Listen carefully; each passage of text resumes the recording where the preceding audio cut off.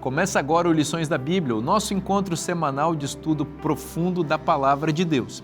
E hoje vamos continuar na nossa jornada pela Carta aos Efésios, chegando ao tema central da Epístola, que é a Igreja. E vamos observar a dimensão horizontal da salvação aplicada à nossa vida. É isso e muito mais no Lições da Bíblia que começa agora.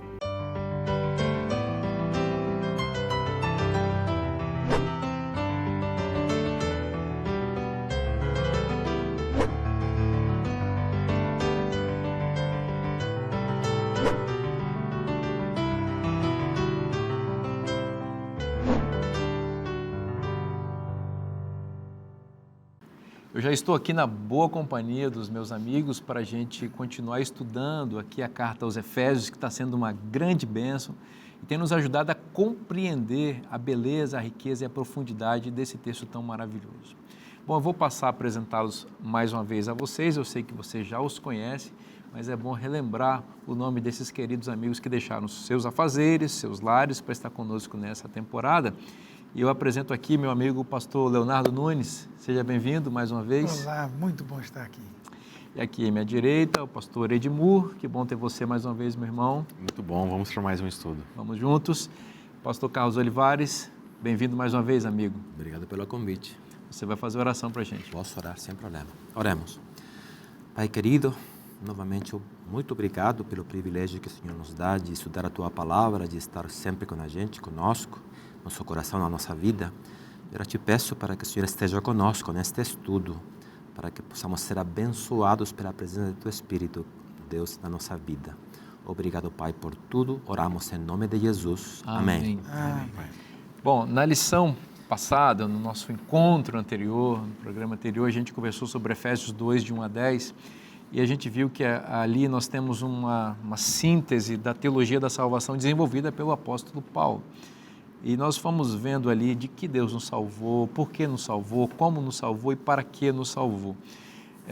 Na lição de hoje, a gente vai entrar na aplicação mais direta dessa estrutura, dessa temática da salvação na vida da igreja, que seria assim, o cerne central, numa redundância aqui, do pensamento de Paulo em Efésios. Mas eu penso que como uma maneira da gente fazer essa transição, seria bom, pastor Leonardo, a gente retomar um pouquinho do que a gente estudou na lição passada, especialmente nos desdobramentos dessa salvação na vida do indivíduo, para a gente depois pensar na vida da igreja.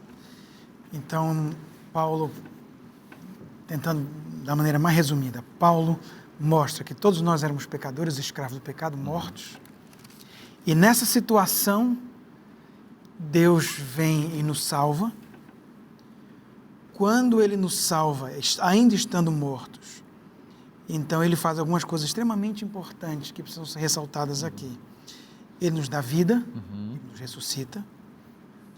Segundo, Ele nos faz assentar nos lugares celestiais em Cristo Jesus. No mesmo lugar que Cristo senta, nós nos assentamos. Logicamente, o Carlos já explicou, através do Espírito Santo, em Cristo Jesus pela fé. Nada ontológico lá, que eu estou aqui sentado com claro.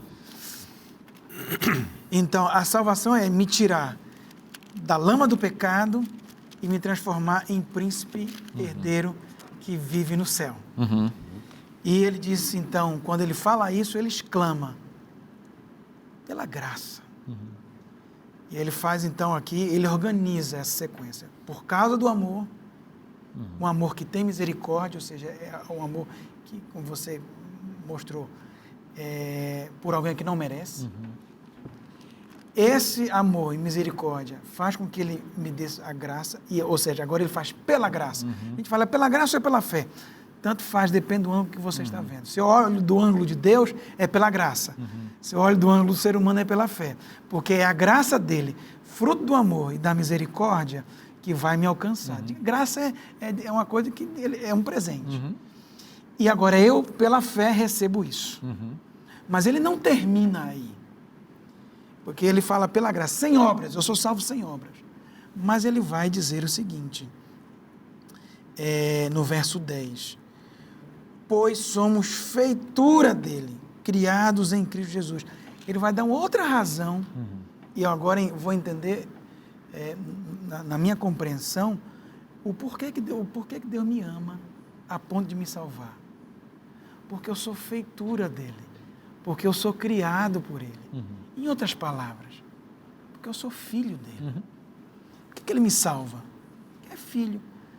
Alguém me perguntou um dia que me fez refletir, por que uma mãe continua indo à prisão visitar um filho que foi condenado? Porque é filho. Porque é filho.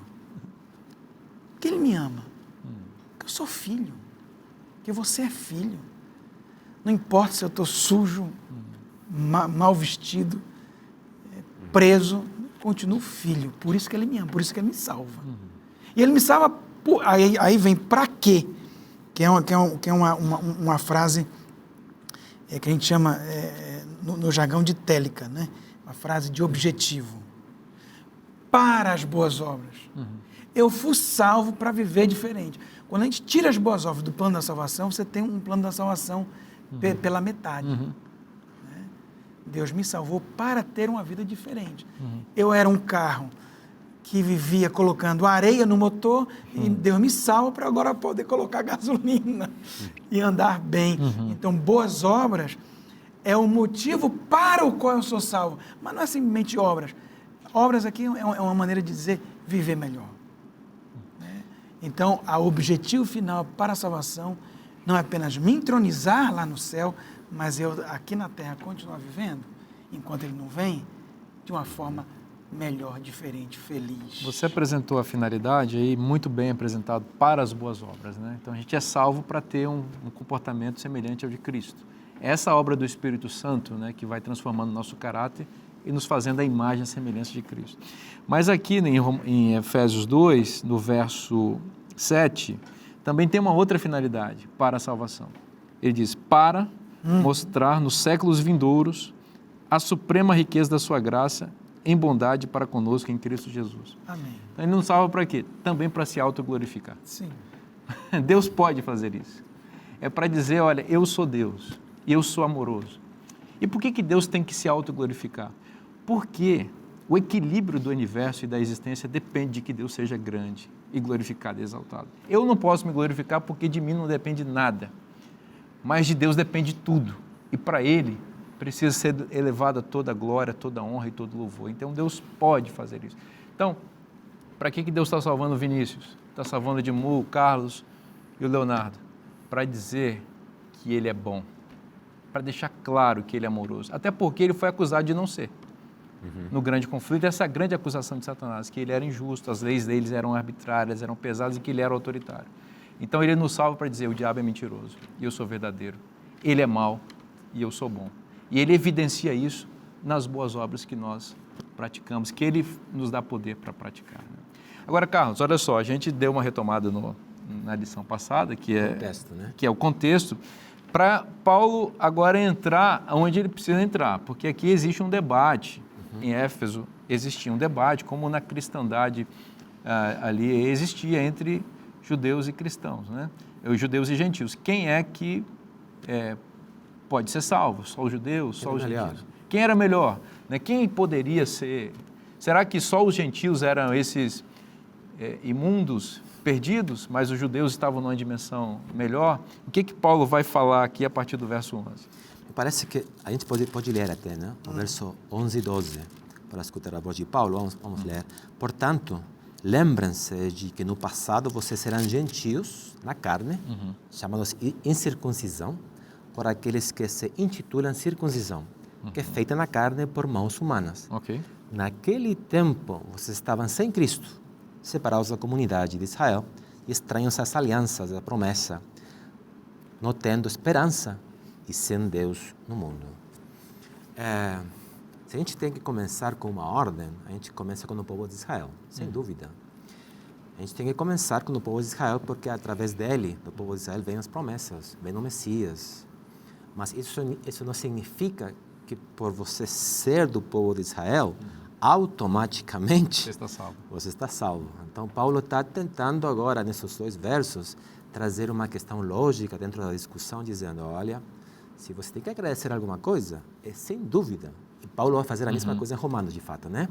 Alguma coisa você tem que agradecer, a gente tem que reconhecer que o povo de Israel teve uma função. Agora, Jesus disse para a samaritana, a salvação vem dos judeus, vem dos né? judeus. Vem dos judeus. Então, a gente tem que reconhecer isso. Porém, me parece que são duas coisas que a gente pode, na minha opinião, né? Na minha visão, sublinhar desses dois versos. Primeiro, o lembrem-se. A gente esquece desses detalhes, né? Mas o fato de que ele está dizendo pode ser um efeito retórico, simplesmente para que eles prestem atenção, porque talvez a leitura da carta tenha sido longa e tem muita teologia de trás, né? Mas o fato de lembrar é, finalmente, ter o objetivo de dizer, vou sublinhar isto, vocês também têm o privilégio de ser parte deste povo. Esse vocês são exatamente os efésios que não são judeus, pois é, gentios. São os gentios. Então, Paulo está com essa urgência, não? Que poderia ter judeus também, porque Paulo começou na sinagoga judaica, né? Mas o foco estaria primeiro nesse grupo gentio. De fato, ele vai dizer, não? Ele vai dizer que vocês serão gentios na carne. Então, claramente está dizendo isso. Então, me parece que esse seria um primeiro ponto que a gente tem que sublinhar, o fato de que sua urgência está escutando e a audiência agora acordou. Porque é interessante isso. A carta está sendo lida e agora, opa, está falando de mim, né? Está falando de mim. Primeira coisa, em termos técnicos, nessa questão retórica, ele estaria chamando a atenção. E o verso 12, me parece que resume muito bem aquilo que já no capítulo 1 até o capítulo 2, verso 10, Paulo tem falado. Paulo tem falado em Cristo, em Cristo, em Cristo, em Cristo, em Cristo. Mas agora ele vai dizer sem Cristo. Sem Cristo. Muito bom. É dizer, olha, no passado, vocês estavam sem Cristo, mas já ele está falando que todo aquele que é salvo, aquele que está em Cristo, que está em Cristo, que está em Cristo. Então, Paulo é um bom retórico, uma pessoa muito ordenada, um bom editor. Bom editor. Colocando uma ordem para dizer, olha, eu vou construir uma argumentação e você tem que ir pegando as ideias. E claramente isso era feito para que as pessoas acordassem e tudo aquilo. Então, isso é muito lindo, porque diz, naquele tempo... E tem relação com o capítulo 2, versículo 1 até o 3, né? E depois vem esse mas, do verso 4. Então, naquele tempo, estavam sempre separados de Israel. E aqui onde vem o grande... Não debate, não? Onde Paulo abre a boca e não pode fechar sua boca. Fica admirado. Olha, o plano de Israel, obviamente, era pregar para outros, né? A gente sabe disso, é uma questão do Velho Testamento. Em Abraão, todas as famílias das nações serão vendidas em você, etc. Mas aqui Paulo está dizendo, olha, que privilégio, né? Vocês estavam lá. E o povo estava aqui. E agora vocês são parte deste povo. E depois ele vai começar a argumentar essas questões de um jeito fantástico. Mas me parece que essas duas questões são impressionantes, na minha opinião. O primeiro é que lembre-se, não se esqueçam daquilo que vocês são.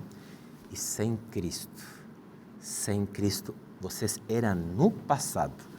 Então agora, obviamente, Paulo vai dizer, agora vocês estão e vocês podem ser parte desse povo, porque vocês estão em Cristo. Não é por causa de vocês que são, lembrando a lição passada, né? Fedorentos. E ele fala esse em Cristo, e no final do verso 13 ele vai dizer que aspecto desse em Cristo é que fez com que gentios e judeus agora fossem um só, que é o sangue de Cristo, o sacrifício da cruz do Calvário. Na cruz não existe mais nacionalidade, raça ou cor.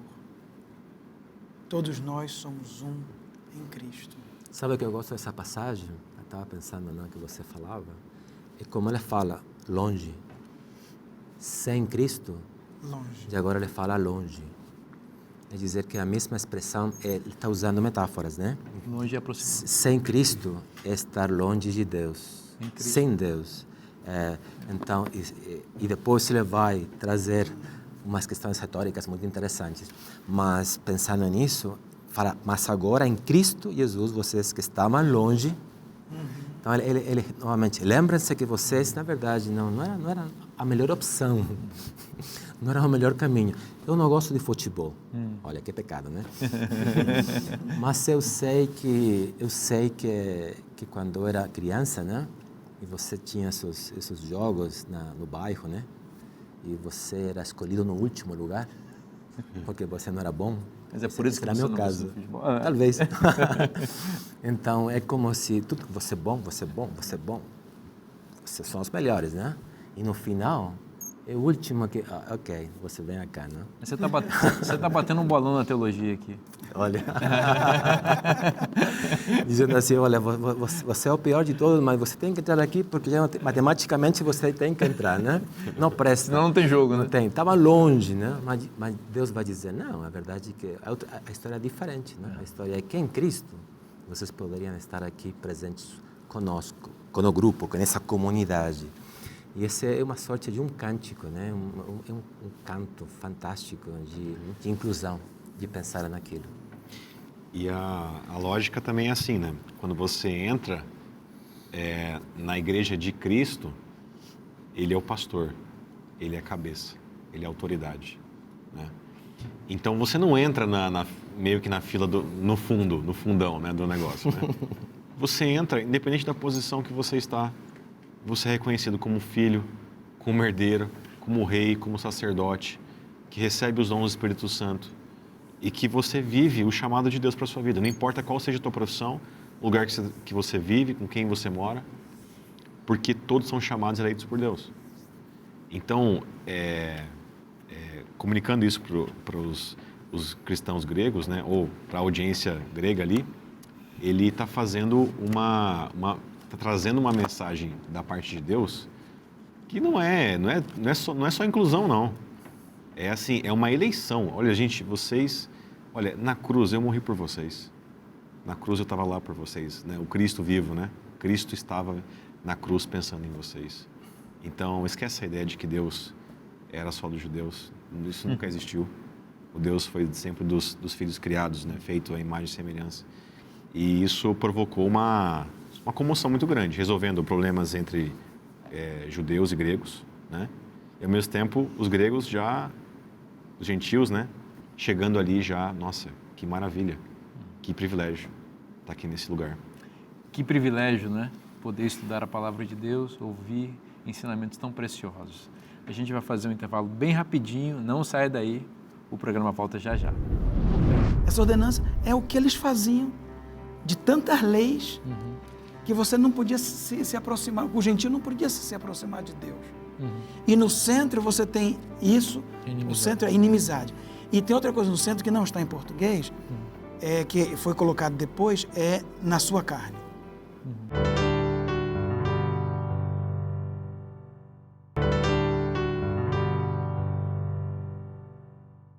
Estamos de volta com o programa Lições da Bíblia. Vamos continuar estudando a carta aos Efésios. No bloco anterior, a gente estava falando da aplicação da teologia da salvação na vida da igreja. E, pastor Edmuth, você estava argumentando aí dessa maneira como Cristo salva a todos, né? Não só os judeus. Me parece que aqui nos versos 11 e 12, também na sequência, o apóstolo Paulo contrasta, né, métodos diferentes de salvação, né? A salvação em Cristo verdadeira e a salvação pela circuncisão mencionada aqui. Sim. Olha, os judeus tiveram o grande privilégio de receber a revelação. E eu creio que fizeram muito pela prosperidade da revelação e da comunicação dela. Acontece que uma religião sem Cristo, ela vai estar fadada ao ser humano sendo o centro. E isso só Cristo pode resolver. Se qualquer tipo de religião não tiver ele como centro, ela vai confundir as coisas.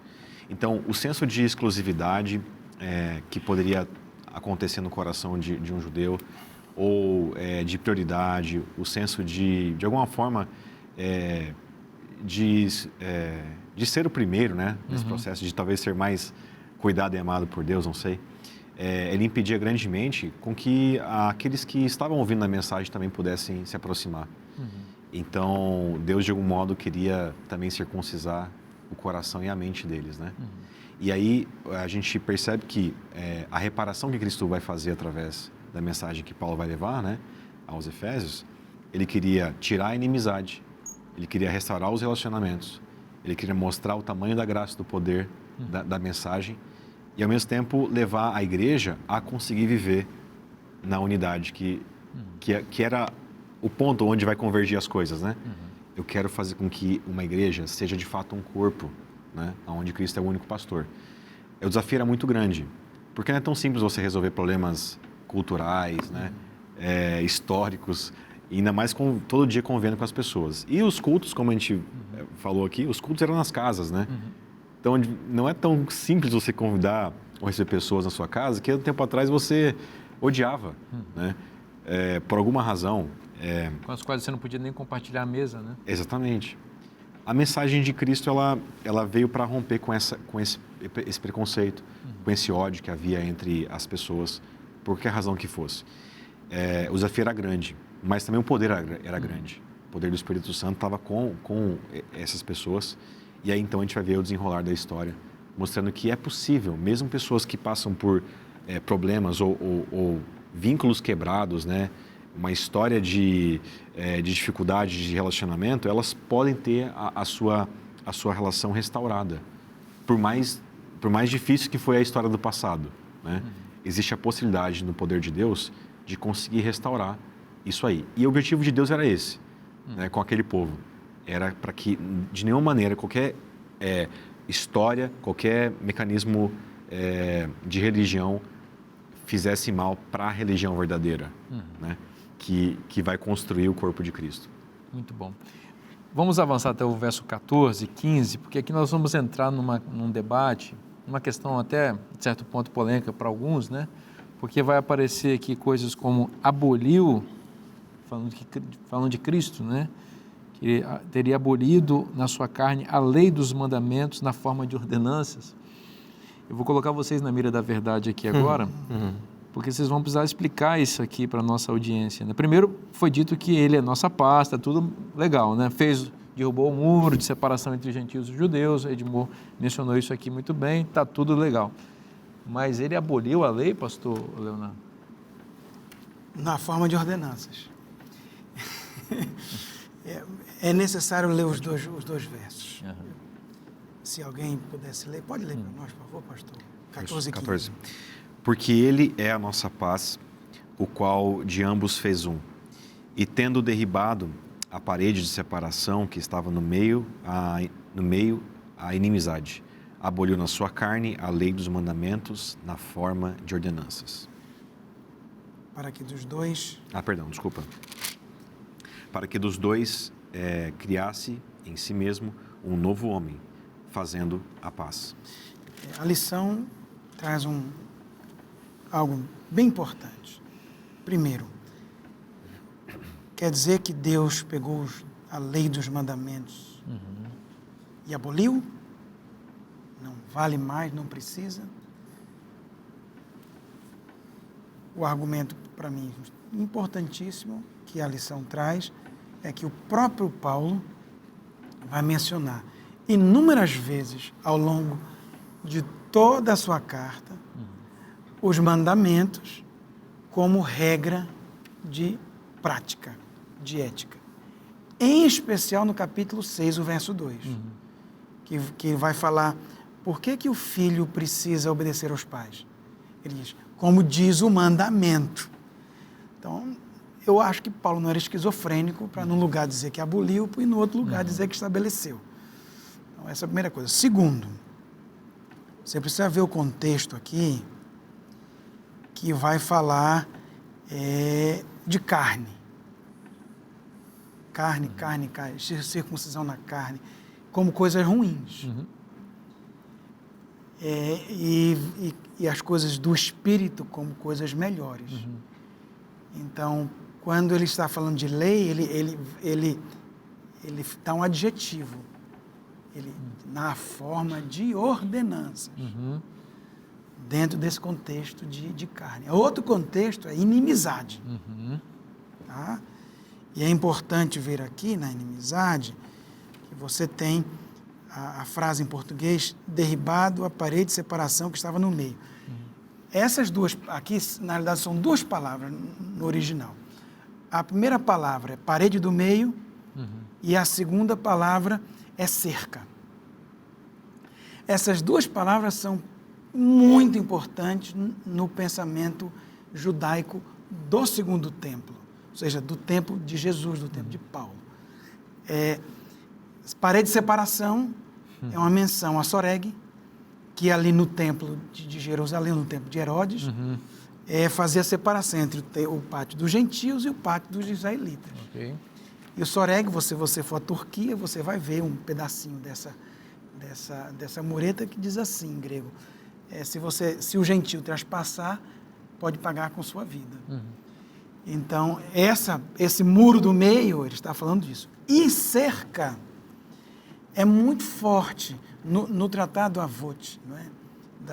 da Mishnah, que é um tratado extremamente importante para você entender a mentalidade daquela época. Um dos 3 principais objetivos ou talvez princípios da mentalidade judaica era colocar uma cerca ao redor da Torá. A motivação não é o momento de explicar, mas essa cerca faz separação. Quando ele fala cerca e muro, ele está falando de uma coisa extremamente específica, que é impedir o gentio de acesso. E para mim, o argumento mais interessante para você entender isso aqui, é que aqui você tem um paralelismo, o que a gente chama de estrutura quiástica, ou paralelismo concêntrico. O que é isso? Ele vai falar de uma coisa no início, vai repetir aquela mesma coisa no final. Vai falar de outra coisa no meio, vai repetir aquela mesma coisa no meio. E logo no centro, ele vai falar de algo que vai ligar o que vem antes e o que vem depois. E ele faz exatamente aqui, por isso que eu pedi para o pastor Edmor ler. Que ele começa: porque ele é a nossa paz. E lá no final, no verso 15, ele fala assim: fazendo a paz.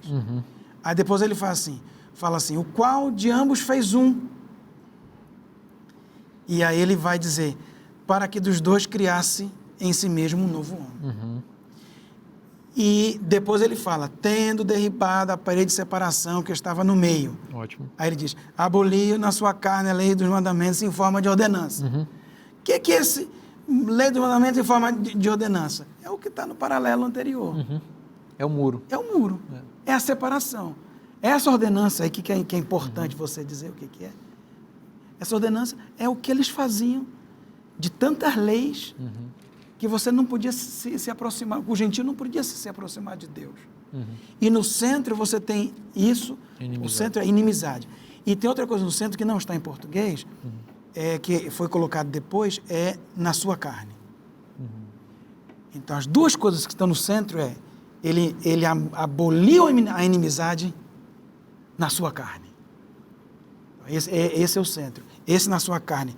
Tanto pertence ao verso 14, quanto pertence ao verso 15. Na sua carne, ele derruba a parede de separação, arranca a cerca, e na sua carne, ele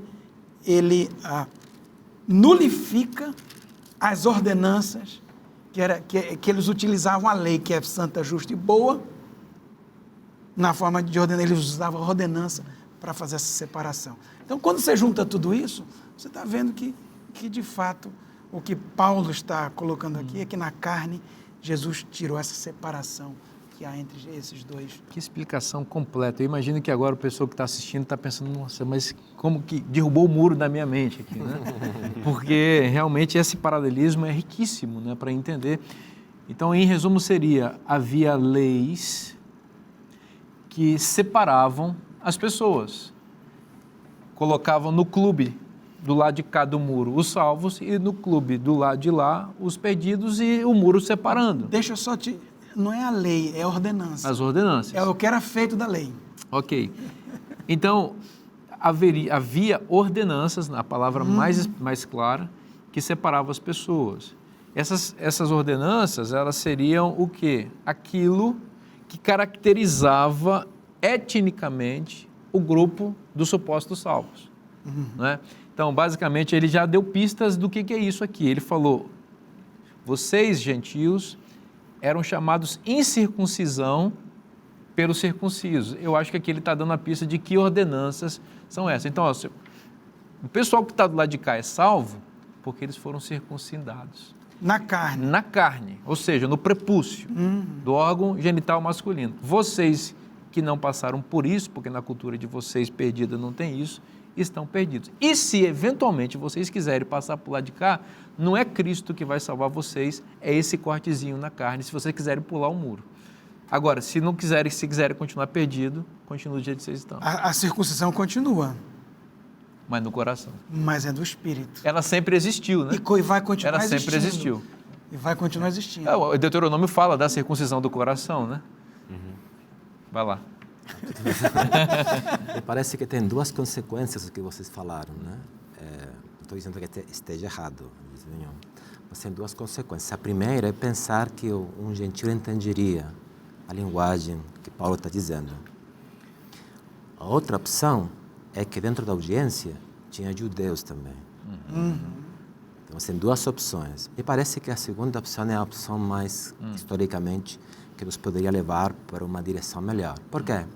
Porque quer dizer que você tem um gentio, e Paulo começa a argumentação no capítulo 2, verso 11, falando dos gentios, e tem no judeu do lado, dizendo, olha, está falando de você. Mas depois, já no verso 13 até o verso 15, agora o gentio vai falar para o judeu, olha, está falando de você. Então, você tem essas duas consequências.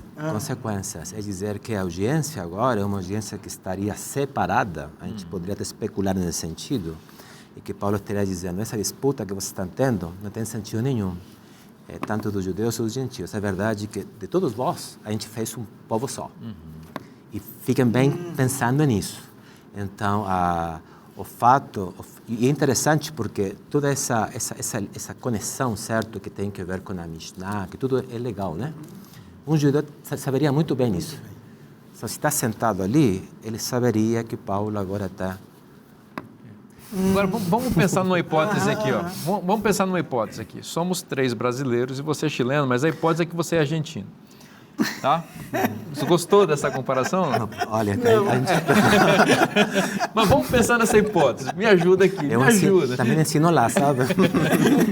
Vamos imaginar que você seja argentino, nós somos 3 brasileiros, e que é o seguinte, a salvação é só para os brasileiros. E que você não está salvo, a menos que você se torne brasileiro. Aí você vai ter que dizer que Pelé é melhor que Maradona. Olha...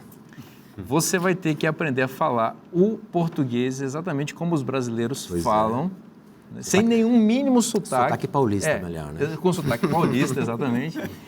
Que eu também estou meio fora aqui dessa... e que você vai ter que renegar toda a sua história, toda a sua cultura, toda a sua tradição e aceitar a nossa cultura, a nossa história, a nossa tradução, a nossa maneira de enxergar a vida, se você quiser ser salvo. Me parece que Paulo está diante, como um evangelista pragmático também que ele era, diante de uma impossibilidade evangelística, porque quem vai aceitar o evangelho assim no mundo? Quem é que vai renegar suas raízes culturais? Aliás, nunca foi necessário isso, não é? Então, o que Paulo está fazendo? Olha, gente, essa separação que foi criada pelas ordenanças, elas não são prescrições do evangelho eterno de Deus. Eles são rudimentos, são estruturas circunstanciais que foram criadas ao longo da história para instrumentalizar uma religião estatal, mas essa religião ruiu porque agora os muros se derrubaram e é para todo mundo. E o que une as pessoas é a fé em Cristo, é estar em Cristo, né? Então, eu penso que Paulo está fazendo teologia da salvação, mas ao mesmo tempo está fazendo teologia da missão aqui. Pois é. Com certeza. Teologia da missão. Com certeza. Um jargão mais prático, né? Exatamente. E parece que essa não é um problema somente dessa igreja, né? Eu acho que essa tentação por parte da igreja é muito grande, de você tentar comprimir Jesus e seus ensinos ao seu estilo de vida. E eu acho que, na verdade, esse é um dos pontos que Paulo tenta resolver aqui, mas é um problema atual, né? Onde um grupo de pessoas determina um tipo de comportamento, uma leitura específica de uma interpretação deles. Unilateral. E aí você replica a vontade de Deus segundo o jeito que você acha que é bom para você, né? E faz daquilo padrão para os outros. Exatamente. E aí nós entramos numa ditadura da fé, né? Aonde se você sai daquele padrão, você vai para algum lugar, menos para o céu. E eu acho que Cristo também quer resolver, e o Espírito Santo tem interesse em resolver isso também hoje, para nossa unidade, como o pastor falou, né? O pastor Levares falou que a unidade é um ponto que é latente, onde hora ou outra a gente vê esse tema voltando aos nossos dias e a gente percebe que parece que a gente tem que deixar realmente o Espírito Santo cuidar dessas coisas, a gente buscar em sinceridade viver a palavra de Deus e não deixar de nenhuma maneira a nossa unidade ser rompida, porque sem isso a gente não consegue ser igreja. A igreja não tem vida sem unidade. E que Deus nos abençoe para esse caminho. Amém. Excelente explicação e aplicação. A gente vai fazer um intervalo bem rapidinho. Não saia daí, a gente volta já já.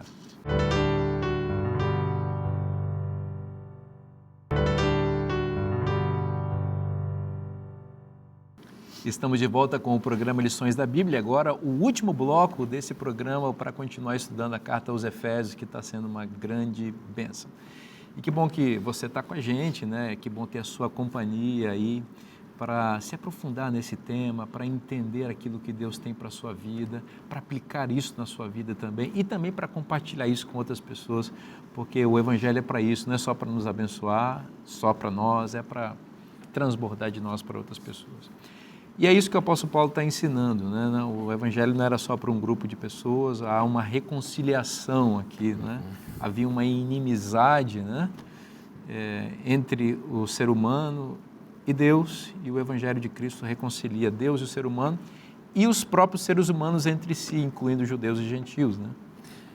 Me parece que desde o verso 17 a 18 a gente pode ler, não? Tem uma coisa muito linda ali, e reconciliar-se ambos em um só corpo com Deus por meio da cruz, destruindo a inimizade por meio dela.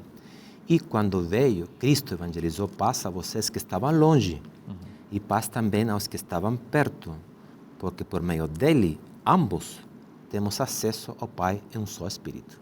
Interessante que o verso 16, pegando a carona, né, do bloco anterior, o fato de que no verso 14 ele fala da nossa paz, etc. No texto grego, na verdade, não tem essas vírgulas, esses pontos. É um bloco só, não, de pensamento. Então, dizendo, olha, a paz derrubou, tudo bem. Depois aboliu, tudo bem. E depois fala de agora, reconciliou.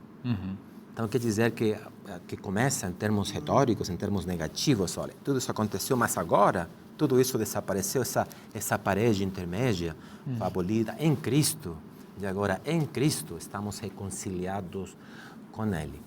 Isso é muito lindo quando você, em termos teóricos, é muito lindo quando você pensa que essa reconciliação finalmente foi feita por aquele que foi ofendido, nesse caso Deus. Então, Ele começou a reconciliação, Ele foi quem separou tudo, Ele foi quem está trazendo os dois povos para fazer um. E eu gosto muito do que diz o verso 18, entre muitas coisas está que estão longe, que estavam perto, olha, isso é muito interessante. Um grupo estava lá, um grupo estava aqui, separado, os dois extremos, e agora em Cristo estão juntos.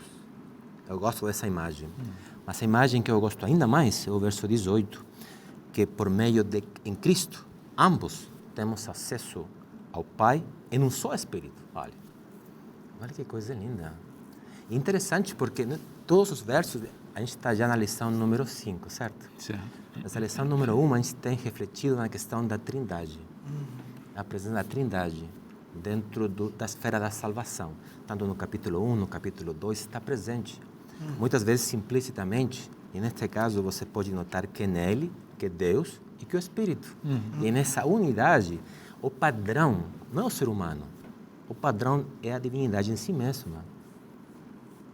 Estar juntos com Ele, ser parte dEle.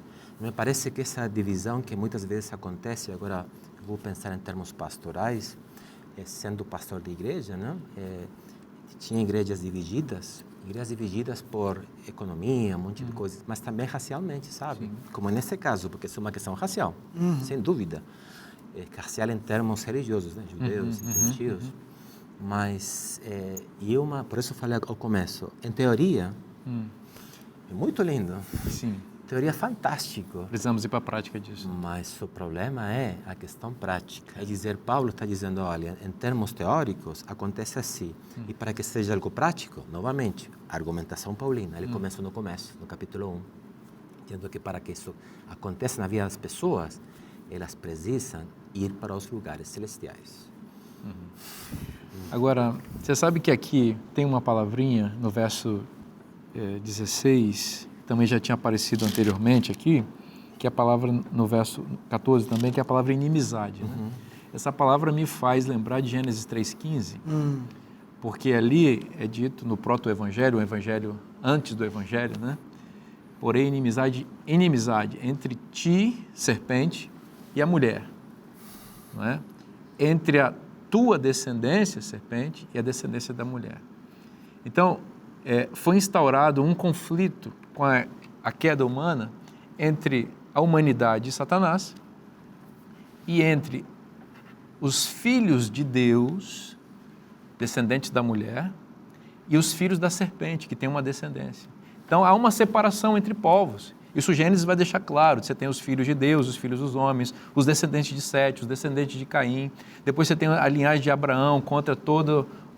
E você vai vendo os povos se dividindo. E essa divisão vai só se aumentando, se aumentando e vai estreitando também o povo de Deus, resumido. O que Paulo apresenta aqui em Efésios e também em Gálatas? Que na plenitude do tempo, usando um termo anterior, Cristo veio e derruba essa separação e acaba a inimizade entre as descendências. Isso mostra que o Evangelho é poderoso para transformar qualquer tipo de vida. Então está se falando aqui de um povo condenado desde o início e de outro povo que estava predestinado para a salvação. Havia um exclusivismo aqui necessário em um determinado momento da história para que por meio desse povo o mundo inteiro e essa descendência condenada pudesse ser salva. E em Cristo está se cumprindo isso. E Paulo está confrontando o desejo de alguns que não tinham compreendido isso plenamente, de manter a salvação exclusiva para um povo só e não permitir que o Evangelho faça aquilo que lhe é próprio, salvar o condenado, aqueles descendentes da serpente, né? Linhagem condenada, mas que poderiam ser iluminados com o Evangelho.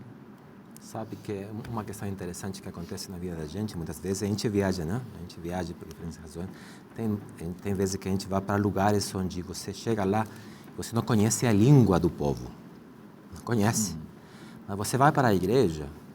Você está unido. Você vai para a igreja e ainda você sabe que essa é a música, né? Talvez a letra não entende muito.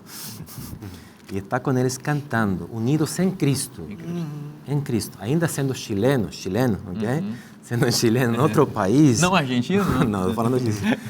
Chileno em outro país e sem conhecer a língua, mas minha união finalmente está nele. Claro. Então, ainda pensando que essa questão não só aconteceu 2000 anos atrás, ainda acontece hoje, mas quando nós vamos para a igreja, isso é o que se espera, que estejamos unidos em Cristo. E isso é algo fantástico. Reconciliados. Essa separação não existe mais. Somos amigos. Somos todos amigos. Com Deus e o próximo. Isso acontece nos lugares celestiais no santuário celestial. É o local da reconciliação. Edmur, vamos trabalhar um pouquinho ainda antes de a gente chegar nos lugares. A gente vai subir a escada, né? Para chegar nos lugares celestiais aqui. Eu que estou pulando aqui. E diz que ele evangelizou a paz a vós outros que estáveis longe e a paz também aos que estavam perto. Olha, a paz não é só para os de longe, hein? É para os que estavam perto, aqui uma referência aos judeus. Aos judeus. Perfeito. E aí, pegando carona ali, o texto fala assim, porque por ele ambos temos acesso ao Pai em um Espírito. Assim, já não sois estrangeiros e peregrinos, mas concidadãos dos santos e sois da família de Deus. Eu acho que muita gente que gosta de ver a mensagem de Deus e a igreja como família, né? Hora ou outra recorre a esse texto aqui, né? Do verso 19. E a igreja, ela está para isso mesmo. Ela está para ser uma família espiritual. É um ambiente em que o reino de Deus e as suas verdades, eles tenham condição de ser desenvolvidos, né? Então, o espírito que há no céu e o que o Deus vive com os seres, os anjos e os seres criados, não caídos, Deus quer desenvolver também aqui na Terra. O ambiente que Ele usa para o seu reino, para as suas verdades, para as suas bênçãos acontecerem, é num lugar chamado família espiritual, a igreja. E eu sei que, assim, talvez tem gente que está nos ouvindo aí que talvez não teve sempre uma experiência positiva com a igreja. Tem muita gente frustrada com a igreja. Claro. Muita gente. E eu lamento, porque talvez ainda não aconteceu experiência positiva. Eu tenho muita história boa em relação à igreja. Mas eu diria assim, que tem hora na vida que a gente, às vezes... Eu sei que isso é complexo, como o professor Levi sempre fala, isso é complexo. Mas tem hora que a gente tem que, de alguma maneira, botar a mão na consciência, ouvir a palavra de Deus e dar uma nova chance, sabia? Dar uma nova chance. A compreensão do Evangelho e da experiência em comunidade, da experiência com a família de Deus aqui na Terra, ela exige uma persistência. Ela exige uma persistência. Porque tem hora que se frustra tão grande que parece que não é família de Deus. Assim como na família biológica acontecem histórias que, poxa vida, eu não esperava de ninguém isso aqui, mas não aqui dentro de casa. Então, eu diria assim, assim, como reflexão, né? Deus, Ele nos fez, não somos mais estrangeiros nem peregrinos, nós somos cidadãos dos santos e família de Deus. A família de Deus é feita de pessoas imperfeitas, que nem sempre age segundo o Espírito Santo, mas existe reconciliação, existe perdão, existe poder do céu para estar com a gente nessa caminhada. Basta a gente persistir nessa caminhada. E às vezes quando eu converso com gente que não tá meio desigrejada, né? Eu falo assim para eles, gente, a igreja de Deus nem sempre vai bater na sua porta perguntando se você quer ser família de Deus e ter um grupo para caminhar e comer junto, tá? Às vezes, você tem que ir até esse lugar, ir até esse grupo, ir até, sabe, para você se envolver. Nem sempre o convite vem tão natural assim. Eu sei que a missão da igreja é ir, né? Mas às vezes também, se você já compreendeu essa lição aqui, se você compreendeu algumas verdades puras e santas do Evangelho, Deus está te chamando para você ir, né? E buscar o acolhimento. Porque a gente sempre espera o acolhimento. Sim. Mas por que não buscar? Por que não buscar estar onde os filhos de Deus estão? Usando as palavras do próprio apóstolo aqui, se você está cansado de ser peregrino, de ser um viajante sem rumo, vem para a família. Tem que dar chance. Tem lugar para você na casa de Deus. Né? Tem. Agora, pastor Leonardo, é o seguinte, né? Você começou falando do muro, né? Que o Evangelho destruiu o muro, né? Então, aqui nós temos essa linguagem que vem de peregrino e família, que o Edmur explorou muito bem. E que você já colocou família e casa. Família e casa. Que vem agora a casa. Exato, isso que eu ia te dizer. Ele destruiu o muro para construir uma casa. Essa coisa da família e da casa tem tudo a ver, né? O verso 19 fala de família, no verso 20 vai falar da casa. Isso. Porque uma família vive numa casa. Exato. E é interessante que no capítulo 1, verso 3, Deus nos abençoa nas regiões celestes, no santuário celestial. No capítulo 1, verso 20, Jesus é entronizado lá pelo poder de Deus, no santuário celestial, nas regiões celestes. No capítulo 2, o verso 6, nós também somos entronizados pelo Espírito Santo em Cristo, através da fé, no santuário celestial. E agora aqui, ele está dizendo o inverso. Agora, Deus, o Pai, Deus o Filho, Deus o Espírito Santo, vem morar nessa família que vive numa casa. E a casa, que ele vai ser bem claro. Qual é a constituição da casa? Tem um fundamento, apóstolos e profetas, e aqui tem muita coisa para a gente aprender. A mais básica de todas é a palavra de Deus que veio pelos profetas e apóstolos, ou apóstolos e profetas. Mas tem mais do que isso. Tem a liderança deles, tem a mensagem deles, tem o exemplo deles, né? Mas só que nesse fundamento tem uma pedra angular, a pedra principal, que é Jesus Cristo. Okay. Mas nessa casa, você não tem só fundamento, você tem o edifício que vem por cima. Quem é? Somos nós. Nossa. E é interessante que esse edifício tem um nome. santuário que cresce. Uhum. Alguém já viu um prédio que cresce? É um puxadinho isso aí? Aqui é um santuário vivo, não é parede. Uhum. Santuário vivo. Eu e você somos santuário de Deus. E ele diz, para a habitação dedicada ao Senhor, para a habitação de Deus no Espírito, na Trindade novamente, que vai habitar em nós. Eu acho isso fantástico. Tudo aquilo que nós tínhamos para o templo do passado, nós temos agora para a igreja. Nós somos o templo de Deus, a habitação. Antigamente éramos escravos do pecado, de Satanás. Hoje, pela graça de Cristo, nós somos o lugar onde Deus mora. Pai, Filho e Espírito Santo. O nosso rosto precisa irradiar a presença da divindade, porque onde nós vamos, somos santuário de Deus. Amém. Glória a Deus. A boa notícia do Evangelho é que o muro caiu e a casa de Deus está aberta para receber você. Você não precisa mais ser peregrino, forasteiro, sem rumo, porque você encontrou um lar. E esse lar se chama Casa de Deus. E o Pai está de braços abertos esperando você. Venha para a casa do Pai. Essa promessa maravilhosa está na Bíblia. E se está na Bíblia, é bom para você. Eu te espero na próxima semana. Que Deus te abençoe muito. Um forte abraço e até lá.